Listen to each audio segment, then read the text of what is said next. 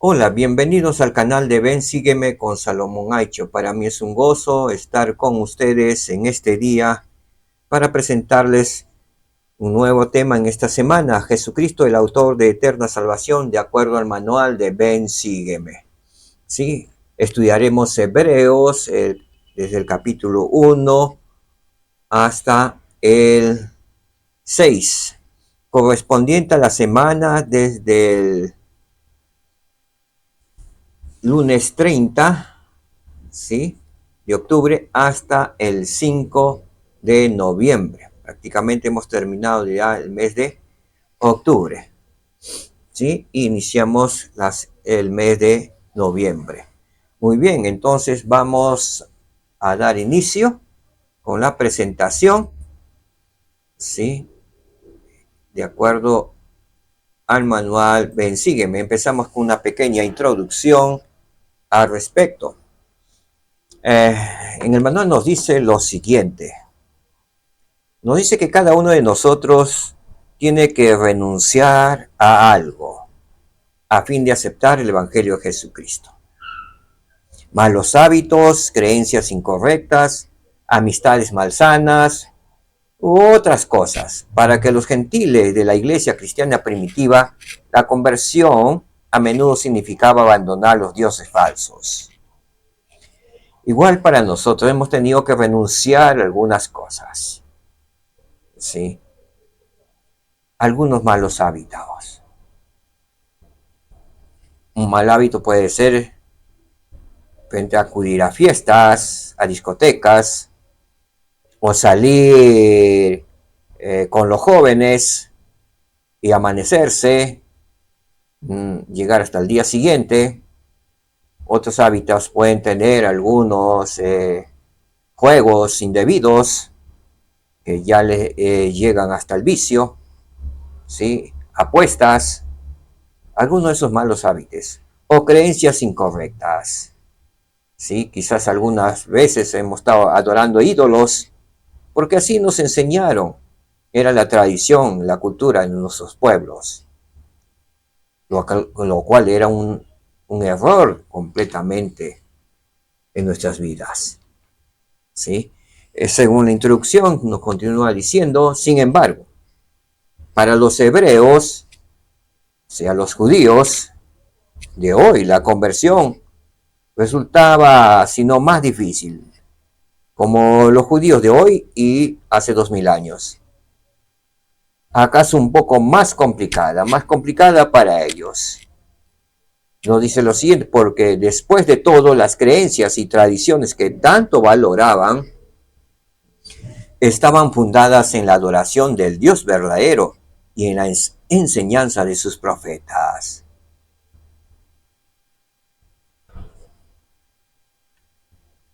que se remontaban miles de años en el tiempo, una tradición y una cultura de miles de años. Sin embargo, los apóstoles enseñaban que la ley de Moisés se había cumplido en Jesucristo y que una ley superior era ahora la norma para los creyentes. Significaría entonces que para aceptar el cristianismo, los hebreos debían renunciar a sus antiguas creencias y a su historia. Veamos. La epístola a los hebreos buscaba aclarar esos interrogantes, enseñando que la ley de Moisés, los profetas y las ordenanzas eran importantes, pero que Jesucristo era superior. Eran y son importantes hasta la actualidad, pero Jesucristo era superior. De hecho, todas esas cosas señalan hacia Cristo y testifican de Él como el Hijo de Dios y el Mesías prometido, que los judíos habían estado aguardando, pero sin embargo lo rechazaron. La conversión, tanto en aquellos primeros días como en la actualidad, hoy, significa hacer de Jesucristo el centro de nuestra adoración y de nuestra vida. Significa aferrarnos a la verdad y dejar de lado aquello que nos aparte de Él, porque Él es el autor de eterna salvación para todos los que le obedecen. Es Jesucristo el centro de nuestra adoración y de nuestra vida en la actualidad, queridos hermanos, hermanas.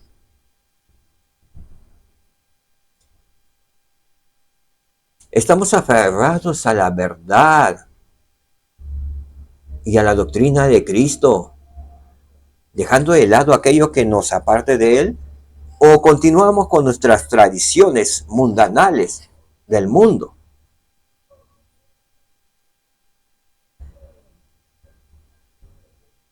Tenemos que pensar e ir puliéndonos en este tiempo de probación. Ejemplos nos dio nuestro Señor Jesucristo. Y debemos esforzarnos por retirar todas las cosas que nos alejen del Señor. Muy bien, ¿qué más dice la introducción? Ahí termina. Tema 1. Jesucristo es la imagen misma del Padre Celestial. Esto es de acuerdo a los manuales. Vamos a empezar con el primer tema y principio. ¿Sí? Jesucristo es la imagen misma del Padre Celestial.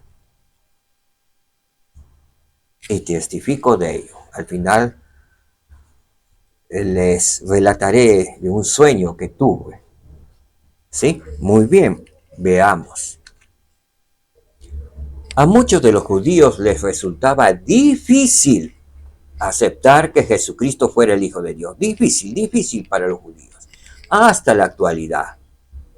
Y a muchos de nosotros nos cuesta y nos resulta difícil aceptar que Jesucristo fuera el Hijo de Dios. Si bien es cierto, muchos cristianos creen en Jesucristo, pero no le creen.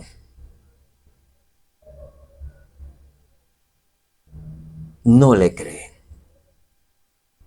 Si uno hace una encuesta, la mayoría cree en Cristo, sí, creemos en Cristo. Pero realmente le creen como para obedecer sus mandamientos.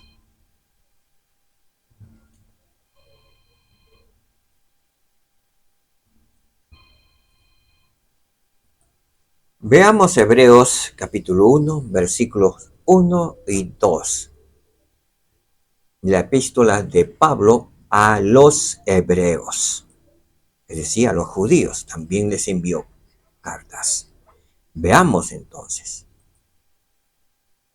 Hebreos versículo 1 dice: Dios, habiendo hablado muchas veces y de muchas maneras. Aquí voy a hacer un corte.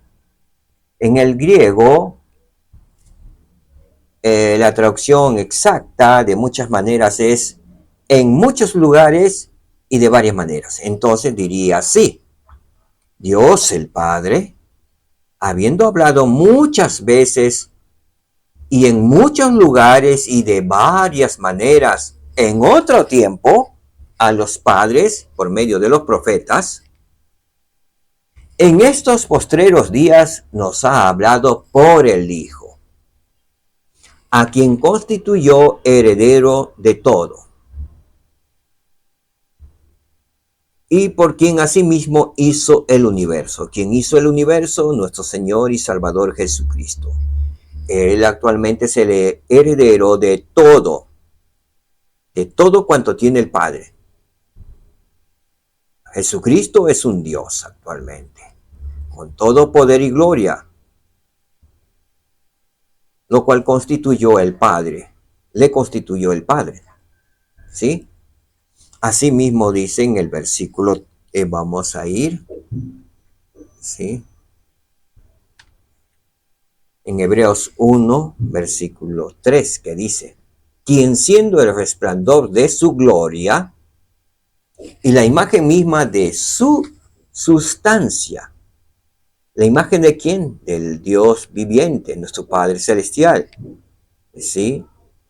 El resplandor de su gloria, de la gloria de quién? Del Padre Celestial. Y quien sustenta todas las cosas con la palabra de su poder, habiendo efectuado la purificación de nuestros pecados por medio de sí mismo. ¿Quién purificó nuestros pecados? El Salvador Jesucristo.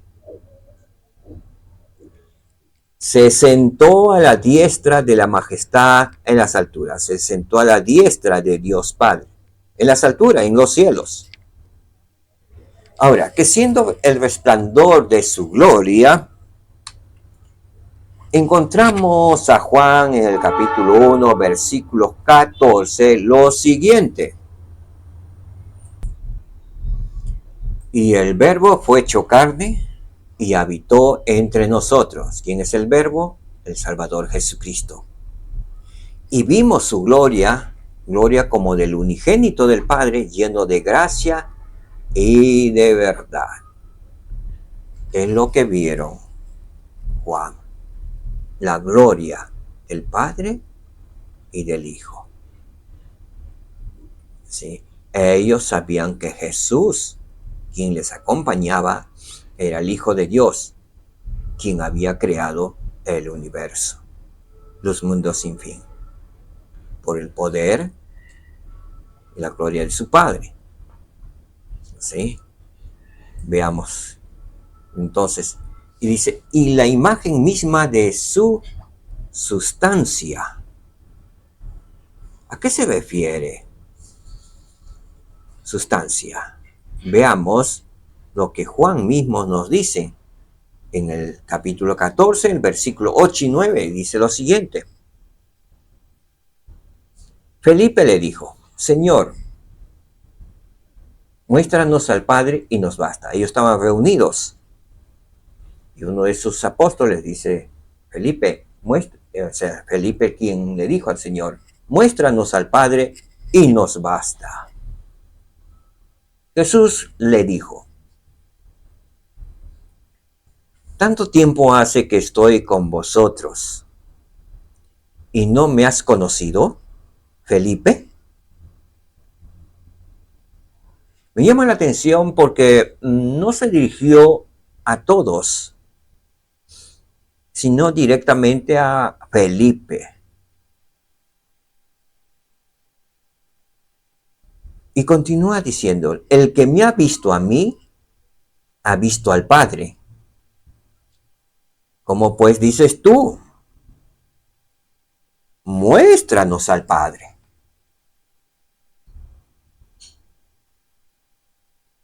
El quien ha visto al Salvador Jesucristo ha visto al Padre.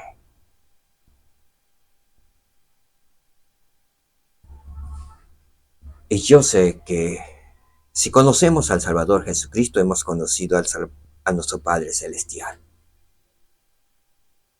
En cierta oportunidad tuve un hermoso sueño. Había pasado un terremoto, me parece que fue un terremoto mundial. Las casas estaban caídas, casi destruidas. Los edificios, sí, destruidos. Y yo andaba caminando de pronto, anduve caminando al lado del Salvador. El Salvador caminaba por entre medio de todas las cosas, algunos que estaban recogiendo, algunos hombres o mujeres recogiendo sus cosas, y él como caminaba como inspeccionando. Y yo a su costado haciéndoles algunas preguntas. Y él me las contestaba. Me acuerdo que le hice 2 o 3 preguntas, no me acuerdo muy bien, pero fueron varias preguntas, y él me las respondía. Sí. Y de pronto se me adelantó como un paso de distancia. Podría ser 1 metro o 2 metros. Se me adelantó como yo estaba meditando por una respuesta que me dio. Y de pronto tenía otra pregunta. Y me acerqué un poco más y dije, Señor. Y él volteó. Y al voltear, me dijo, soy tu padre. Inmediatamente supe que era mi Padre Celestial. Lo supe. Era la imagen misma de mi Señor y Salvador Jesucristo. Y caminar con mi Padre Celestial caminaba y le hice la pregunta, como alguien que tenía una confianza con Él. Pero mi corazón palpitaba, estaba muy feliz de estar con mi Padre Celestial. Caminamos, me enseñó algunas cosas.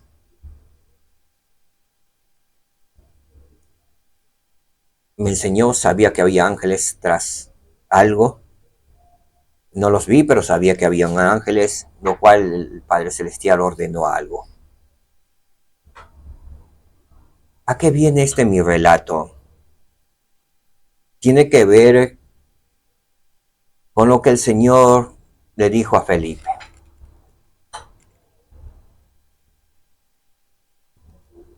Tanto tiempo hace que estoy con vosotros y no me has conocido, Felipe. El que me ha visto, a mí ha visto al Padre.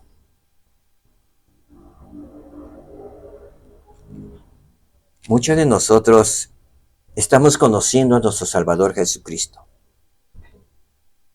Si estamos conociendo a nuestro Salvador Jesucristo, estamos conociendo al Padre. Que esa imagen de nuestro Señor y Salvador Jesucristo, porque Jesús es el Hijo del Padre y tiene su imagen, su bondad, su justicia, misericordia, todas las cosas, virtudes del Padre. Proseguimos. Hablando del mismo Salvador Jesucristo en Hebreos 1:3 dice, y quien sustenta todas las cosas con la palabra de su poder. Está hablando del Salvador, quien sustenta todas las cosas con la palabra de su poder, habiendo efectuado la purificación de nuestros pecados por medio de sí mismo, por su expiación infinita, por la sangre que Él derramó por nosotros.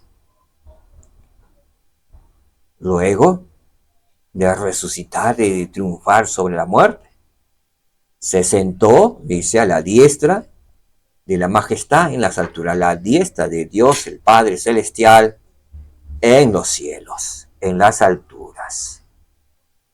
¿Sí? Ahora tendremos las palabras del elder Jeffrey R. Holland, que nos dice algo al respecto. Veamos entonces. El elder Jeffrey R. Holland, del Quórum de los 12 Apóstoles, explicó que el hecho de que Jesús sea la imagen expresa de su Padre es un testimonio, tanto para el mundo antiguo como para el moderno, de cómo es Dios el Padre. Por supuesto, el alejamiento que ha durado siglos de la creencia en un Padre tan perfecto y bondadoso no ha sido ayudado en nada por los credos creados por el hombre, de generaciones cerradas que describen a Dios de diversas maneras como desconocido e incognoscible, sin forma, sin pasión, esquivo, etéreo, simultáneamente en todas partes y en ninguna. Ciertamente eso no describe el ser que contemplamos a través de los ojos de estos profetas. Tampoco coincide con el Jesús de Nazaret vivo, que respira y encarnado, que era y es en el resplandor de su gloria y la imagen expresa de su Padre. Jesús vino a mejorar la opinión que el hombre tiene de Dios y a suplicar a los hombres que amen a su Padre Celestial como Él siempre les ha amado y les amará. Al alimentar al hambriento, sanar al enfermo, reprender la hipocresía, suplicar por fe, Cristo nos demostraba cómo es el Padre Celestial. Tema 2. Jesucristo sufrió todas las cosas a fin de que pudiera comprenderme y ayudarme cuando sufro. Hebreos capítulo 2, versículo 10 y los versículos 14 y 18.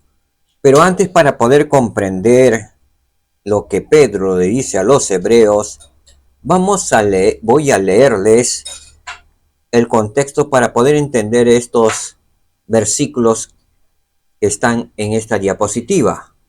¿Sí? Entonces, vamos a leer, ¿sí? Lo que está en la página web. Tenemos aquí. Dice, por tanto, es necesario que con más diligencia atendamos a las cosas que hemos oído, no sea que nos desviemos. Pablo nos exhorta a que atendamos las cosas que hemos oído, las cosas del Evangelio que nos enseñaron. ¿Qué significa atender?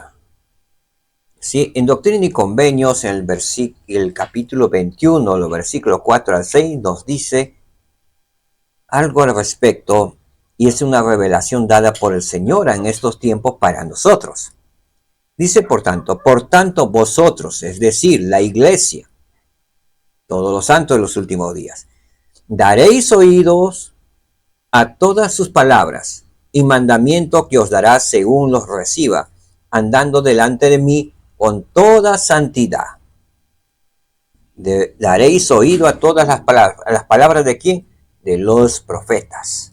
Prosigue el Señor diciéndonos en el versículo 5, porque recibiréis su palabra con toda fe y paciencia, como si viniera de mi propia boca. Porque si hacéis estas cosas, las puertas del infierno no prevalecerán contra vosotros. Sí, y Dios el Señor dispersará los poderes de las tinieblas de ante vosotros. Los poderes de Satanás los dispersará el Señor, dice aquí. Y hará sacudir los cielos para vuestro bien y para la gloria de su nombre. ¿El nombre de quién? El nombre del Señor Jesucristo. Entonces, comprendemos, Pablo nos exhorta y exhortó a los hebreos, ¿no? Que era necesario que con más diligencia atendamos las cosas que hemos oído, no sea que nos desviamos.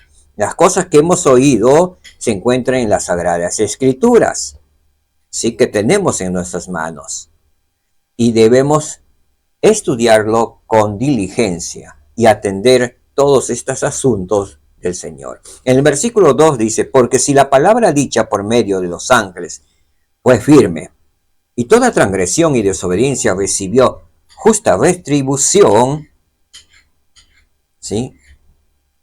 ¿Qué significa? ¿Qué es lo que está tratando de decirnos? Y toda transgresión y desobediencia recibió justa retribución. En otras palabras está diciendo, toda transgresión y desobediencia al Señor recibió un justo castigo. Fue justo ese castigo, esa llamada de atención, esa reprensión. Si acordamos, los israelitas sufrieron por 40 años en el desierto por haber transgredido, por haber desobedecido. ¿Sí? Mientras Moisés estuvo en el Sinaí, ellos se depravaron. Construyeron un becerro de oro y lo comenzaron a adorar y a ofrecer sacrificios. Y por ello fueron castigados. Toda esa generación que participó en esos ritos tuvieron que morir. Y pasó la nueva generación. Posiblemente los niños y jóvenes que estaban en ese tiempo, posiblemente no participaron porque eran inocentes. Ellos pasaron a la tierra prometida. En el versículo 3 nos dice lo siguiente. ¿Cómo escaparemos nosotros si descuidamos una salvación tan grande, la cual, habiendo comenzado a ser publicada por el Señor, nos ha sido confirmada por los que oyeron? ¿Quienes oyeron? Los santos profetas, testificando a Dios juntamente con ellos, con señales y prodigios, y diversos milagros y dones del Espíritu Santo, según su voluntad. Porque Dios no sometió al dominio de los ángeles el mundo venidero del cual hablamos. No lo sometió al dominio de los ángeles. Sí, sino el Señor mismo gobierna ahora su iglesia y siempre ha gobernado. Pero alguien testificó en cierto lugar diciendo, veamos lo que testificó este profeta. ¿Es el hombre para que tengas de él memoria? ¿O el Hijo del Hombre para que le visites? ¿De quién está hablando? Del Salvador Jesucristo. Y continúa diciéndolo. Tú le hiciste un poco menor que los ángeles. Le coronaste de gloria y de honra, y le pusiste sobre las obras de tus manos. Todas las cosas sujetaste bajo sus pies, porque en cuanto le sujetó todas las cosas, nada dejó que no sea sujeto a él. Pero todavía no vemos que todas las cosas le sean sujetos, todavía no lo veamos. El milenio se verá, cuando Él reine personalmente en esta tierra, como Rey de Reyes.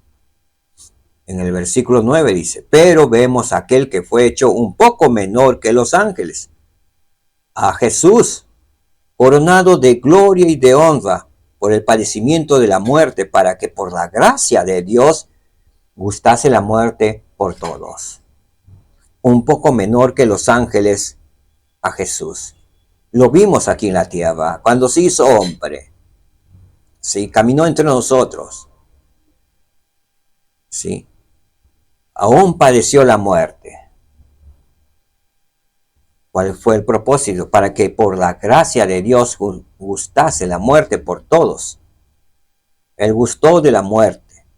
Nuestro Señor y Salvador Jesucristo gustó de la muerte para nuestra salvación y también para nuestra resurrección, porque Él fue el primero en resucitar, las primicias de la resurrección.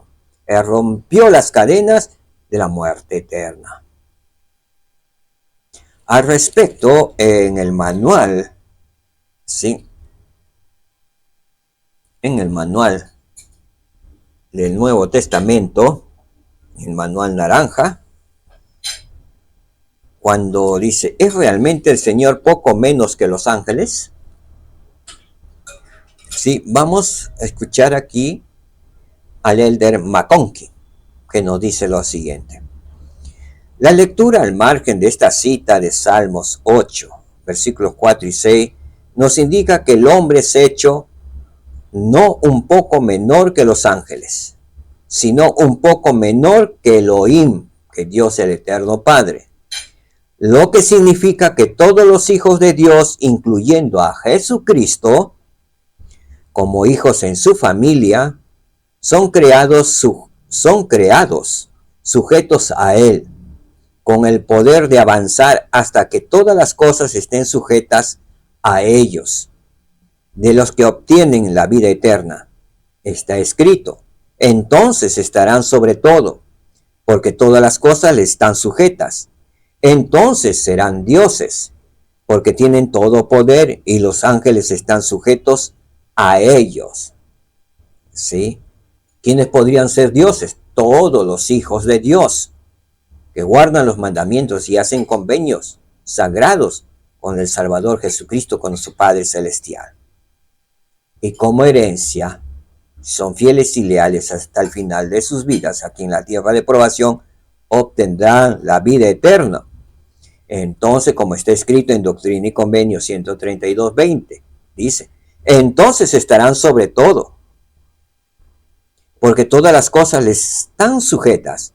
Entonces serán dioses. ¿Qué nos dice el Señor?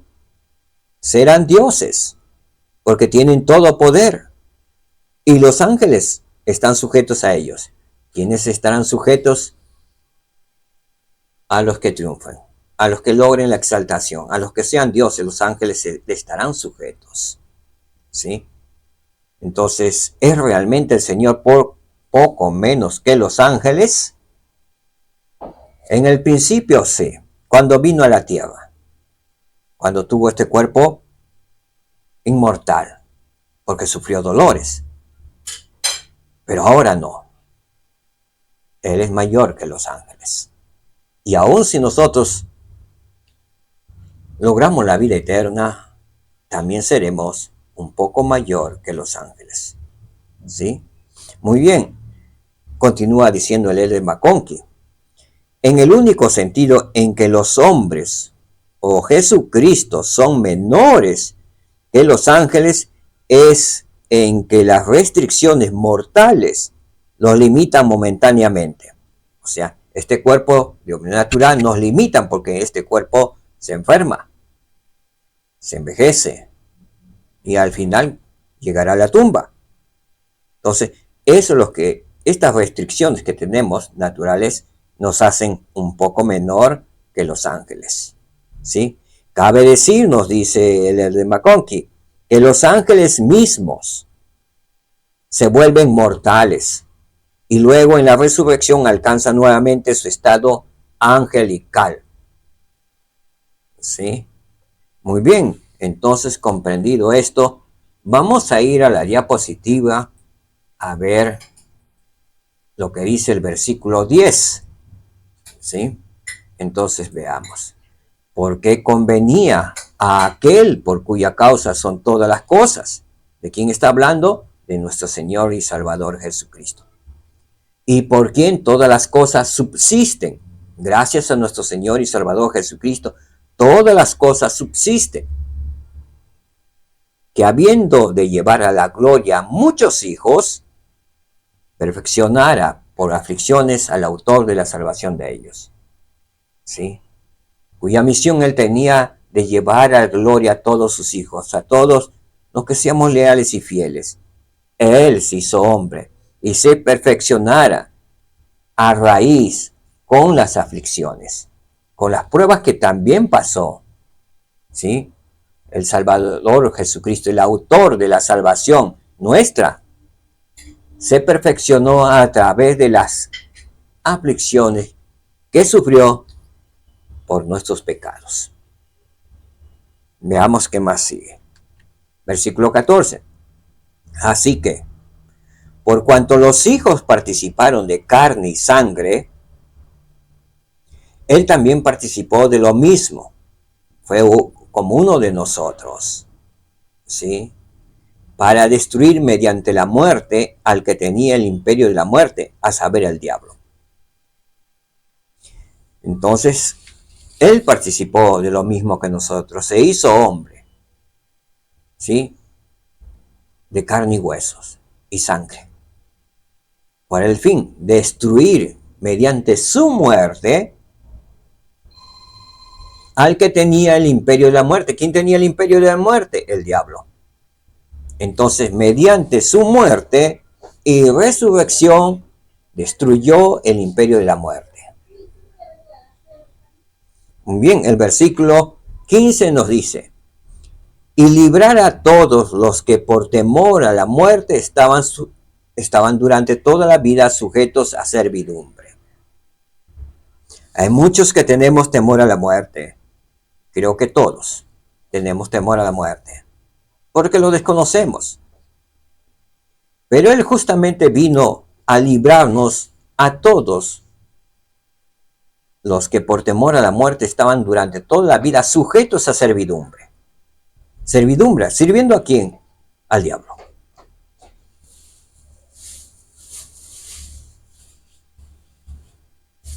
Muchos santos fueron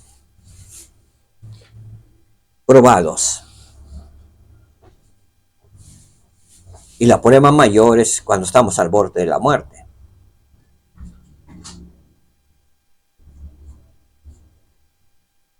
Algunos se convierten en mártires y algunos blasfeman. Se ponen en contra de Dios. Pero el Señor vino a librar a todos los que por temor a la muerte estaban sujetos durante toda la vida, sujetos a la servidumbre. Él vino a darnos la libertad. Él vino a darnos la libertad. Porque la muerte es vida. Porque Él resucitó, nosotros resucitaremos. Viviremos libres. El versículo 16, porque ciertamente no auxilió a los ángeles, sino que auxilió a la descendencia de Abraham. Él vino entre los suyos y los auxilió. Auxilió a la descendencia de Abraham, a todos nosotros. El versículo 16, con respecto a la simiente de Abraham, nos dice que la descendencia de Abraham se refiere no solo a los descendientes literales del linaje sanguíneo de Abraham, sino también a todos aquellos que entran en el pacto del Evangelio, aquellos que son enteramente linaje gentil. Cuando se convierten al Evangelio de Jesucristo y son bautizados, son adoptados en el linaje de Abraham. Muy bien. Entonces, todos aquellos que son descendientes literales de Abraham, los judíos, y de las 12 tribus de Israel, Jesucristo vino a salvarnos, a rescatarnos, pero también a los gentiles, que son adoptados mediante el convenio con nuestro Salvador Jesucristo, a recibirle. Al recibir los gentiles, al recibir a nuestro Salvador Jesucristo, inmediatamente llegamos a ser descendientes de Abraham. Unos como hijos literales y otros por adopción. En la actualidad, la gran mayoría se convierte al Señor por adopción. Y si somos adoptados como hijos de Abraham, somos del pueblo de Israel. Sí, porque la esperanza bendita viene a la descendencia de Abraham. Y para que la bendición que viene por Abraham llegue a nosotros, tenemos que entrar en ese convenio. Entrar a ser hijos, ya sea literales o por adopción, hijos de Abraham.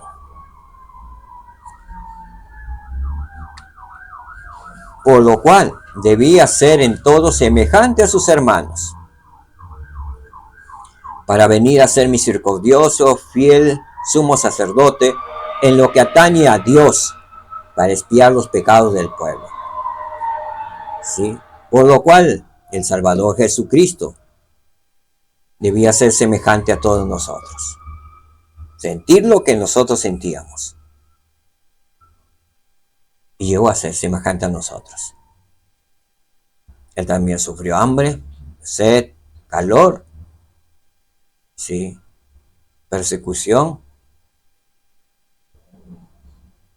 insultos. Sobre él escupieron, lo maldijeron, ¿sí? Lo traicionaron. Él sabe lo que es todo eso.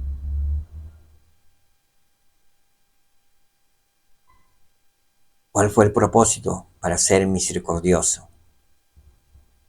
con nosotros.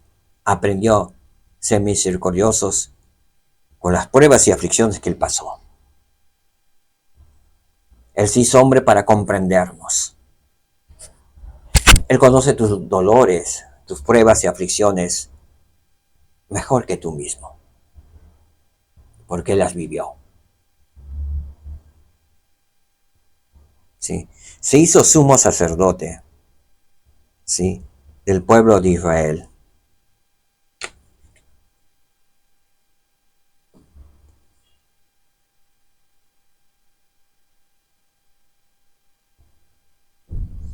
Versículo 18.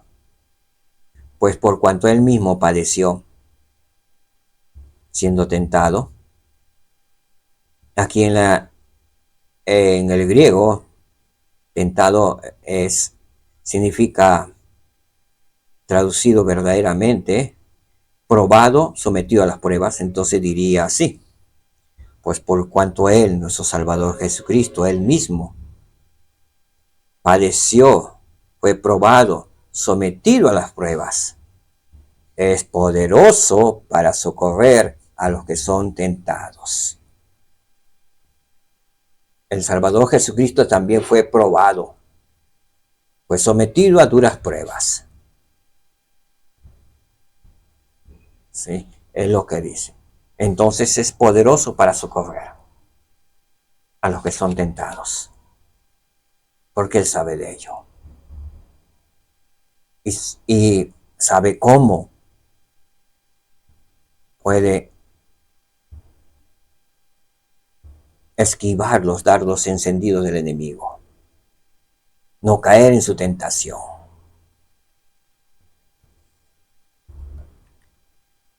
Al respecto, el elder Jeffrey R. Holland dijo, cuando Cristo nos pide que cedamos, nos sometamos y obedezcamos al Padre, Él sabe cómo ayudarnos a hacerlo. Él ha caminado por ese camino, pidiéndonos que hagamos lo que Él ha hecho. Lo ha hecho más seguro.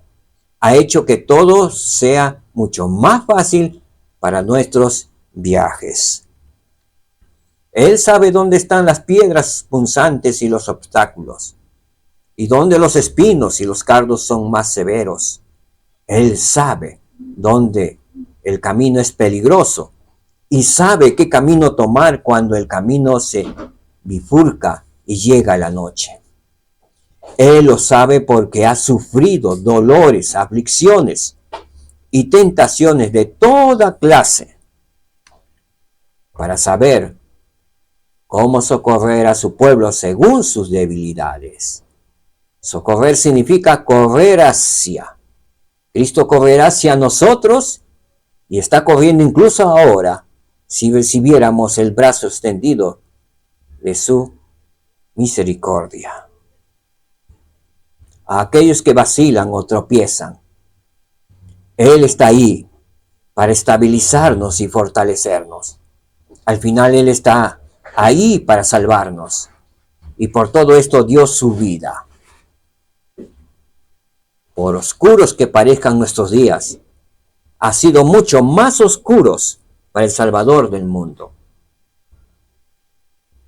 Han sido mucho más oscuros para el Salvador del mundo. Nosotros no sufriremos lo que Él sufrió. No alcanzamos a saber lo que Él sufrió. Nosotros sufrimos por nosotros mismos. Él sufrió por todos nosotros. Sufrió todos los dolores unidos de todos nosotros. Él los sufrió. No podemos imaginar cuánto sufrió. Pero es infinito, inmenso.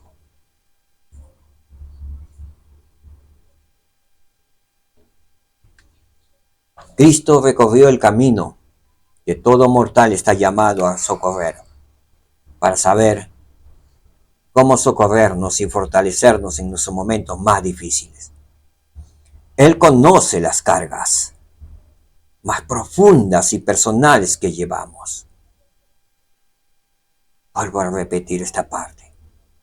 Él, el Señor, tu Señor y Salvador Jesucristo, conoce las cargas más profundas y personales que llevamos. Él los conoce. Él puede salvarte, porque te conoce y los conoce. Él sabe lo que sufres. Él ya lo pasó y sabe cómo socorrernos. Él conoce los dolores más públicos y conmovedores que soportamos. Él descendió por debajo de todo ese dolor para poder elevarnos por encima de él.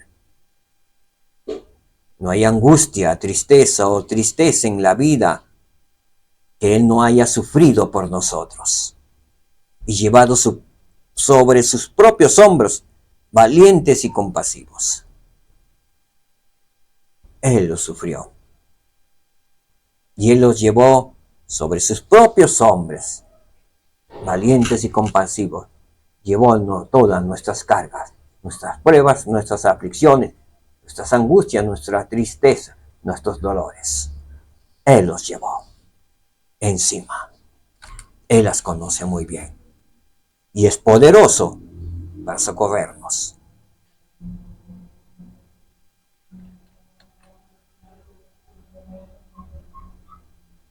Tema 3. Las bendiciones de Dios están a disposición de aquellos que no endurezcan sus corazones. Veamos lo que dice. Por tanto, como dice el Espíritu Santo, si oyeres hoy su voz, no endurezcáis vuestros corazones como en la provocación en el día de la tentación en el desierto, donde me tentaron vuestros padres, me pusieron a prueba y vieron mis obras 40 años. No endurezcamos nuestro corazón como lo hicieron los hebreos en el comienzo de su libertad. Debemos oír su voz, la voz del Señor. No vaya a ser que padezcamos como ellos padecieron. Y ellos, por no escuchar la voz del Señor, por endurecer su corazón, padecieron, dice, vieron las obras de sus manos durante 40 años, porque le pusieron a prueba. Muy bien. Quisieron hacerlo así. Quieren ser desobedientes, muy bien. Los permito. Pero si ahora tenías que estar en la tierra prometida, donde había leche y miel, pues no. Será de acá a 40 años. Tendrás que padecer, sufrir, implorar al Dios viviente. Date cuenta que has pecado. Y tendrás que arrepentirte. De lo contrario, si no te arrepientes, como lo hicieron muchos de ellos, no se arrepintieron, murieron.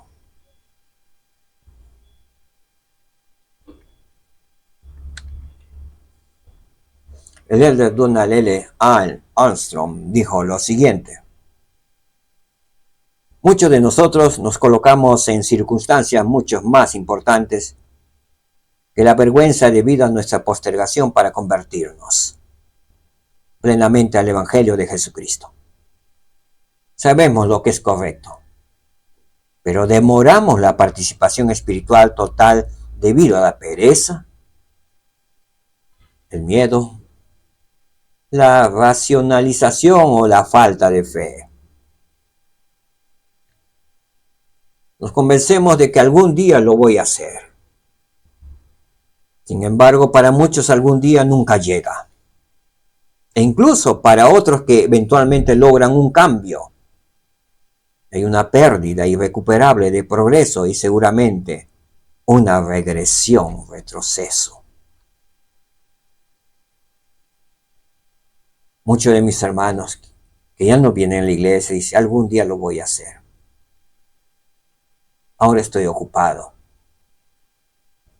No tengo tiempo. El Señor me comprende.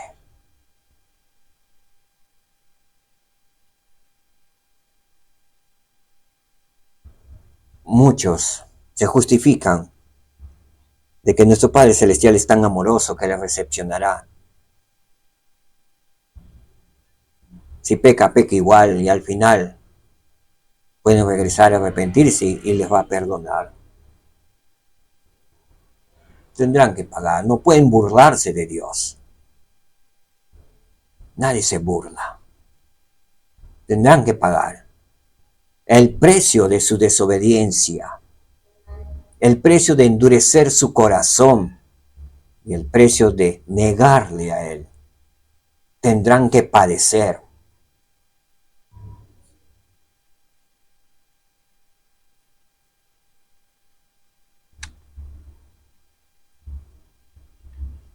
Así es que no debemos endurecer nuestros corazones a la palabra del Señor.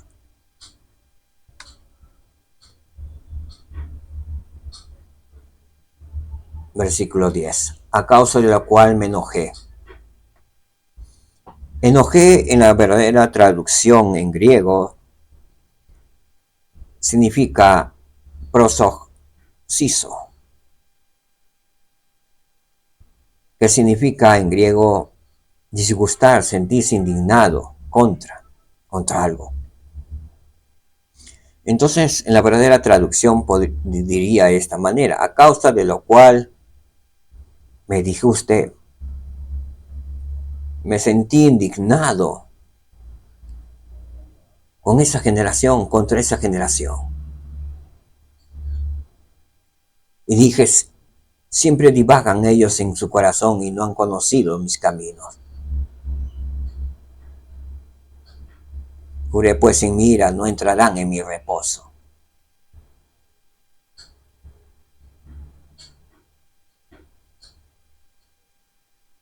No disgustemos a nuestro Señor Jesucristo, a nuestro Padre Celestial. No permitamos que Él se sienta indignado en contra de nosotros, contra nuestra generación.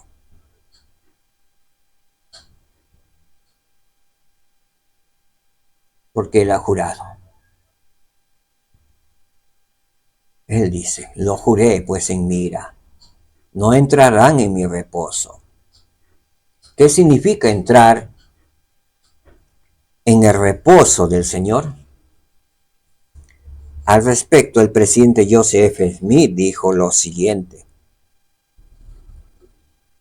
Quiero leerles.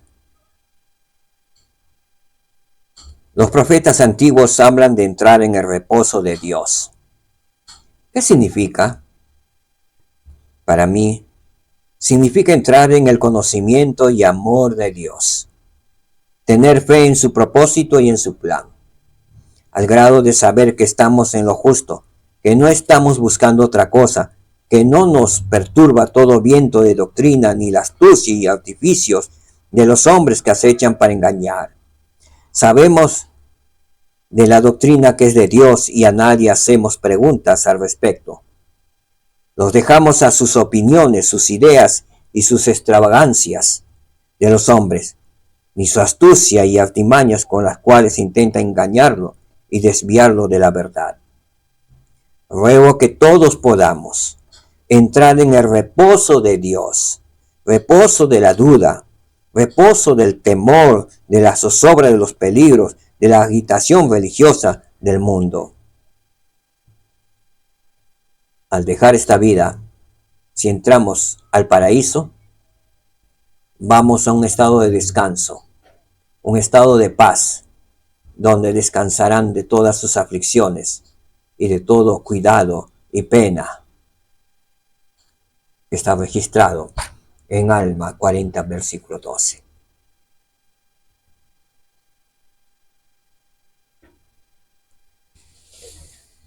Entonces no permitamos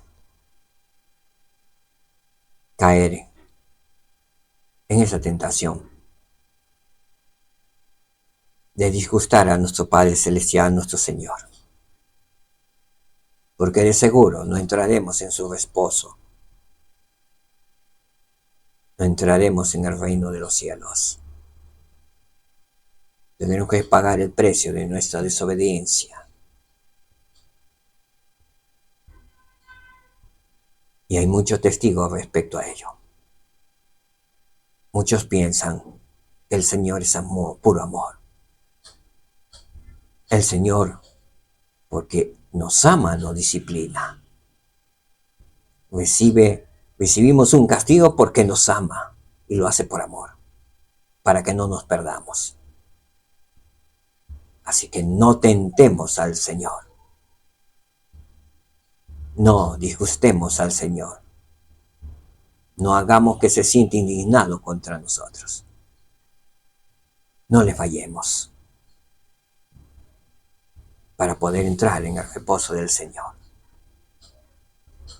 Al respecto nos ayuda mi reposo en Doctrina y Convenios 84:24, que dice lo siguiente: mas endurecieron sus corazones y no pudieron aguantar su presencia. Por tanto, el Señor, en su ira, porque su ira se había encendido en contra de ellos, juró que mientras estuviesen en el desierto, no entrarían en su reposo, el cual es la plenitud de su gloria.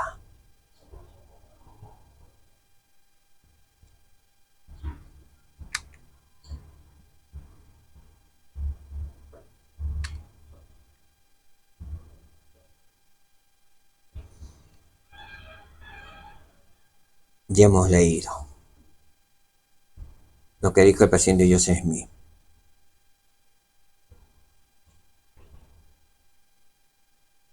Pero es importante que nuevamente, esta vez al escucharlo, al leerlo, comprendamos mejor.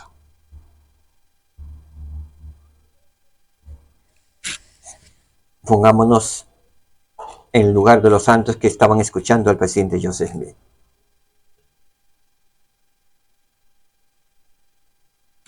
Que podamos sentir el Espíritu Santo.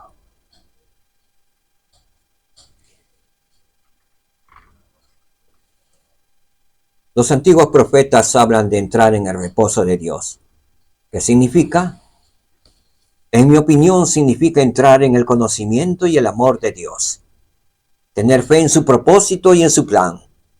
Hasta el punto que sabemos que tenemos razón y que no estamos buscando otra cosa, no estamos perturbados por todo viento de doctrina o por la astucia de los hombres que acechan para engañar. El hombre que ha alcanzado tal grado de fe en Dios que toda duda y temor han sido desechados, ha entrado en el reposo de Dios.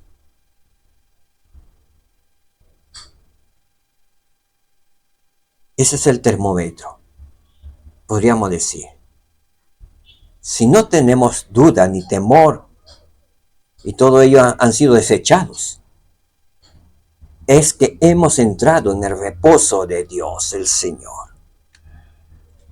Ruego que todos podamos entrar en el reposo de Dios. Descansar de la duda, del miedo, de la aprensión del peligro, descansar del caos religioso del mundo.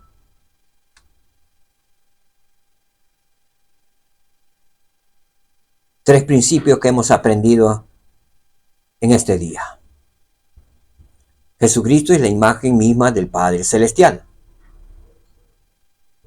Jesucristo sufrió todas las cosas a fin de que pudiera comprenderme y ayudarme cuando sufro. Y el tercer y último principio que hemos aprendido. Las bendiciones de Dios están a disposición de aquellos que no endurezcan sus corazones. Así que tenemos promesa del Dios de Israel, de nuestro Padre Celestial, del Dios del universo, que sus bendiciones están a nuestra disposición si no endurecemos nuestros corazones.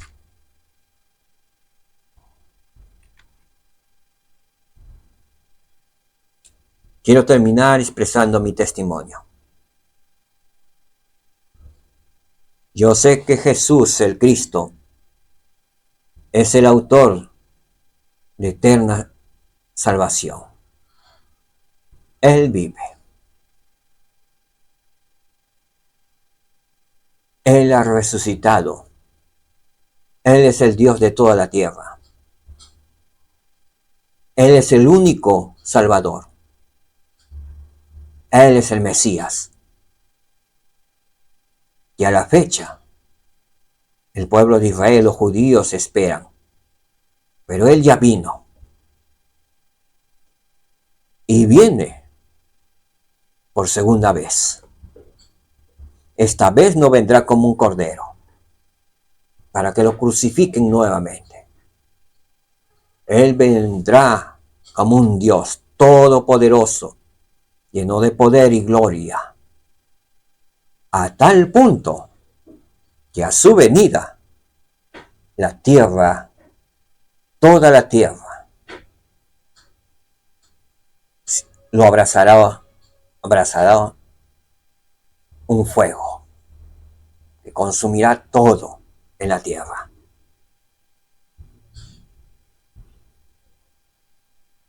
Sé que estas cosas sucederán. Sé que debemos estudiar mejor las Escrituras. Debemos escudriñarlas, atenderlas. Y por medio del poder del Espíritu Santo, Dios, nuestro Señor Jesucristo y nuestro Padre Celestial, nos ayudarán a entender las Escrituras, a comprenderlas, y nos ayudarán a aplicarlas en nuestras vidas. Sé que podemos seguir el ejemplo de Jesucristo. Él está a nuestro lado para ayudarnos a emprender esa tarea de ser buenos discípulos del Señor. Discípulo es aquel que sigue y aprende de su maestro. Discípulo es aquel que se sujeta a la disciplina de su maestro. Discípulo es aquel que oye las palabras de su maestro y las hace, las pone en práctica. Discípulo es aquel que en todo lugar tiene el resplandor de su maestro. Discípulo es aquel que se perfecciona diariamente hasta alcanzar la perfección de su maestro. Y se esfuerza por hacerlo a diario. Discípulo verdadero es aquel que es firme y valiente en las pruebas y aflicciones del Evangelio de Jesucristo. Un buen discípulo es aquel que le sirve al Señor y sirve a su prójimo. Un discípulo fiel es aquel que se arrodilla ante el Señor y si ha transgredido y pecado, llora ante su maestro, pidiéndole perdón.